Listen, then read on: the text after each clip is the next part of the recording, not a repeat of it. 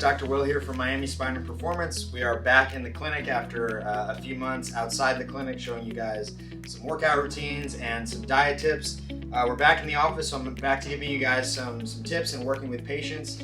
One of the populations I've seen a lot lately is particularly youth soccer players.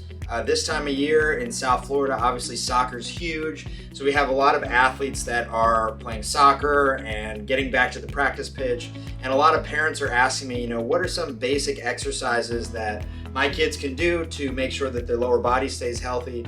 Some of the common injuries that I see in soccer include like hamstring strains, pulling the groin, or God forbid a knee injury, maybe a calf strain, something like that. And I know a lot of you parents out there are apprehensive about adding a bunch of weight to your kids or having them go in the gym, potentially get hurt. So today I'm going to give you guys 3 exercises that I think every soccer player, whether you're 12 years old or whether you're 55 years old, 3 exercises that every soccer player should be working on to prevent these major injuries that are occurring on the soccer field. Okay?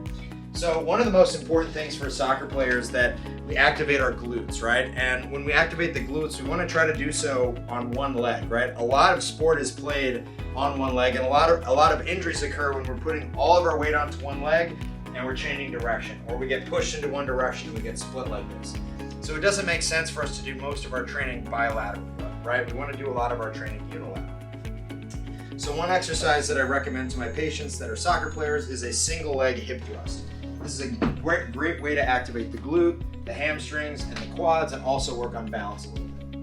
So what you're going to do is you're going to find the edge of a table, box, or bench like so. You're going to let your hips drop down, and then you're going to extend all the way up until you create a straight line from your quad all the way to your abdomen. All the way down, all the way up. If you're doing this exercise properly, you're going to feel it in your butt, you're going to feel it in your hamstrings, all the way down, all the way up. You want to make sure your entire foot stays on the ground, and we can switch sides, staying tight through my abs, kicking all the way up, and all the way down. Just like so.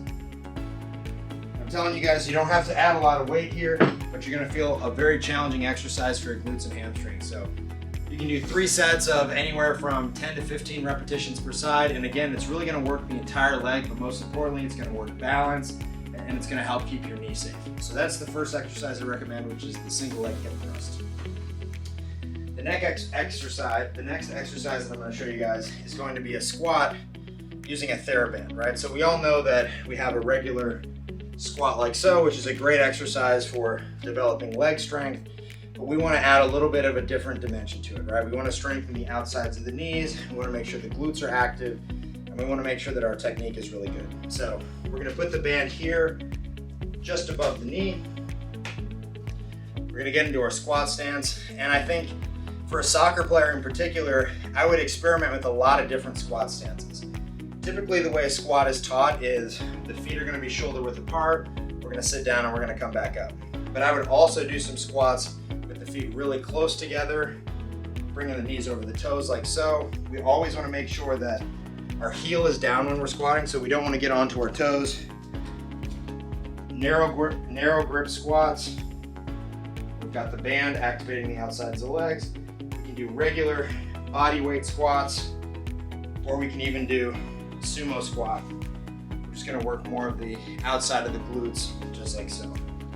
Okay, so for you soccer players out there, you can use this as a warm-up for a game, or you can use this as a separate strength training exercise.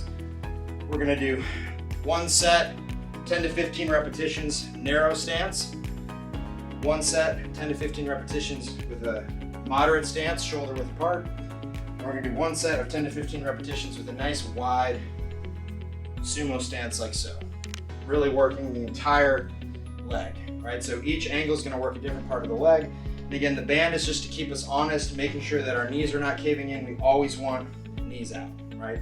A lot of these soccer injuries occur when the knee bends in like so. That's how we end up with these meniscus and MCL tears and things like that. Okay.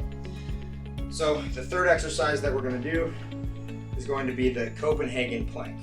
Okay, so like I said, a lot of times athletes are complaining of pulling their groin muscle or injuring their adductor. So this is a great way that we can strengthen this area in a very unique way. Most people don't just train this muscle as much as they should, but the groin muscle actually helps us a lot with speed and particularly with changing direction laterally, right? If you think about sport, very few sports, with the exception of track and field, are we going in a straight line, right? Oftentimes in sports, we're moving laterally, okay? So we're gonna strengthen the inner thigh here, and we're gonna do so with the Copenhagen Plank. So most of you know a regular side plank is like this. It's a great exercise for the abs and for the glutes. With the Copenhagen Plank, we're gonna put the top leg as our support leg on the table, and we're gonna bridge up through the leg like this. As soon as you do this exercise, you're gonna feel a big burn right in the groin and right in the hip like that, okay? Now there's a couple ways we can modify this exercise or make it more challenging, right? You can modify it by, as you come up, you can put a little bit of pressure with your hand here to decrease the resistance of the leg. You can let go with the hand. Also, we can use the edge of the box here and just bridge off of the box. So a couple more advanced variations of the Copenhagen Plank if you're a higher level athlete, or if the other variations are easier. Throw your leg up here. We can support ourselves like this, right?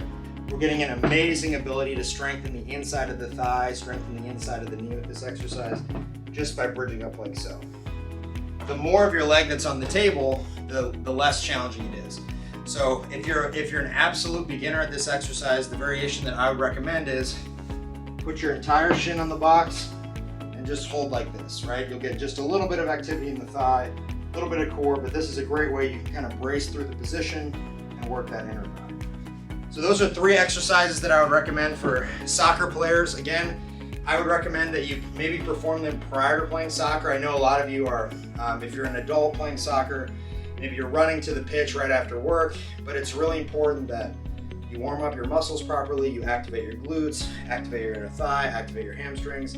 So again, we have the single leg hip thrust. So you can do this off of a bench, or you can do it lying on your back just before the game. Just do a couple of hip thrusts just to activate the glutes. Carry one of these mini bands with you in your bag. That way you can do things like lateral band walks, or you can do some of these squat variations with the band, just opening up the hips, activating the lower leg muscles.